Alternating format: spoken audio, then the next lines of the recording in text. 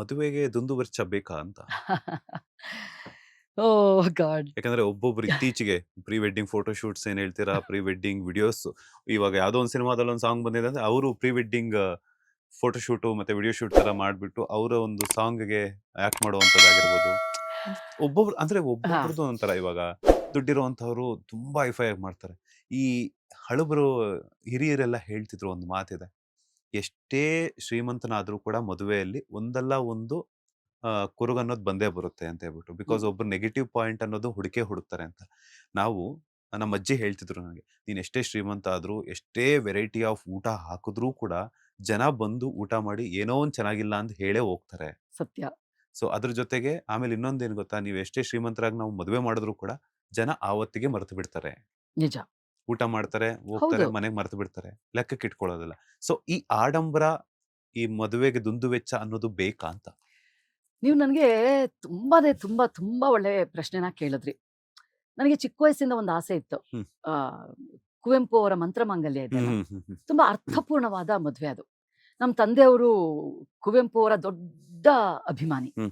So ಅವರು ಕೂಡ ಅದೇ ರೀತಿ ನನ್ನ ಮದುವೆ ಮಾಡ್ಬೇಕಂತ ನಿರ್ಧಾರ ಮಾಡಿದ್ರು. ನಂದು ಅದೇ ತರ ಎಲ್ಲ ಇತ್ತು. ಹ್ಮ್. ಅದು ನಾನು ಹುಟ್ಟಿ ಬೆಳೆದ ಮನೆ ಒಳಗೇನೆ ಸೂಪರ್. 20-30 ಜನದ ಜೊತೆ ಸೇರಿ ಮದುವೆ ಮಾಡ್ಕೊಳ್ಬೇಕು ಅಂತ ಎಲ್ಲ ನಿರ್ಧಾರನೂ ಆಗಿತ್ತು. ಹ್ಮ್.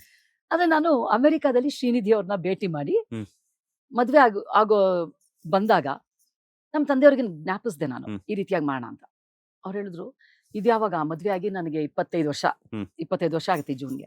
ಆ ಟೈಮಲ್ಲಿ ಹೇಗಿತ್ತು ಅಂತಂದ್ರೆ ಅಂತರ್ಜಾತಿ ವಿವಾಹ ಬಹಳ ಕಡಿಮೆ. ಹ್ಮ್ ಹ್ಮ್ ಸೊ ನಮ್ಮ ತಂದೆಯವರು, ನೋಡಮ್ಮ ನೀನು ನಮ್ಮ ಕಮ್ಯುನಿಟಿನಲ್ಲೇ ಮದ್ವೆ ಆಗಿದ್ರೆ ಆ ರೀತಿ ಮಾಡ್ಬೋದಾಗಿತ್ತು. ಹ್ಮ್. ಇದು ಅಂತರ್ಜಾತಿ ವಿವಾಹ ಆಗಿರೋದ್ರಿಂದ ಜನ ಏನಂತಾರೆ ಅಂದ್ರೆ, ಹ್ಮ್. ನೋಡು ತಾಯಿಗೆ ಇಷ್ಟ ಇಲ್ಲದೆ ಏನೋ ಮಾಡ್ಬಿಟ್ರು. ಹ್ಮ್.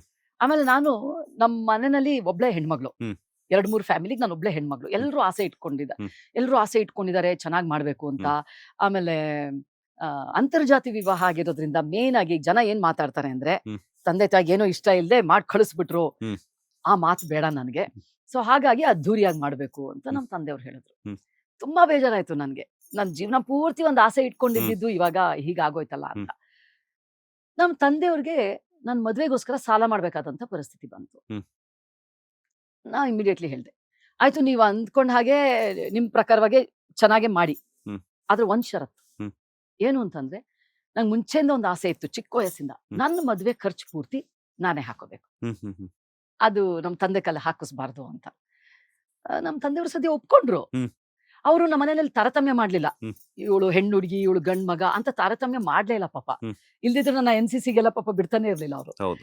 ಸೊ ಹಾಗಾಗಿ ಆಯ್ತು ಅಂತ ಒಪ್ಕೊಂಡ್ರು. ಹ್ಮ್. ಸೊ ನನ್ನ ಖರ್ಚು ನಾನೇನು ಚಿರುಪಾರು ಹಣ ಉಳಿತಾಯ ಮಾಡಿದ್ನೋ ಅದ್ರಲ್ಲೇ ಮಾಡಿದ್ವಿ. ಹ್ಮ್. ಪ್ಲಸ್ ನಾನೊಂದು 4-5 ಲಕ್ಷ ಸಾಲ ಮಾಡ್ಬೇಕಾಗಿ ಬಂತು. ಹ್ಮ್. ಸಾಲ ಮಾಡಿ ನಂತರ ತೀರಿಸ್ಕೊಂಡೆ ನಾನು. ಹ್ಮ್. ಆದ್ರೆ ನಾನು ತುಂಬಾ ಅಗೇನ್ಸ್ಟ್ ಆಗಿದ್ದೀನಿ ಹ್ಮ್. ಗ್ರ್ಯಾಂಡ್ ಮದ್ವೆಗೆ. ಹ್ಮ್. ಯಾಕೆ ಅಂತಂದ್ರೆ, ಈಗ ಹಣ ಇರೋರ್ ವಿಚಾರ ಬೇರೆ. ಹ್ಮ್. ತುಂಬಾ ಜನ ನೀವು ಅಬ್ಸರ್ವ್ ಮಾಡಿರ್ಬೋದು ಮಂಜು ಅವರೇ, ಹ್ಮ್. ನಮ್ಮ ಹಳ್ಳಿಗಳಲ್ಲಿ ಒಂದೊಂದು ತೋಟನ, ಒಂದೊಂದು ಗದ್ದೆನ ಹ್ಮ್. ಇವಳು ಮದ್ವೆಗೆ ಮಾರಕ್ಕೆ ಅಂತಾನೆ ಇಟ್ಟಿರ್ತಾರೆ. ಹೌದು.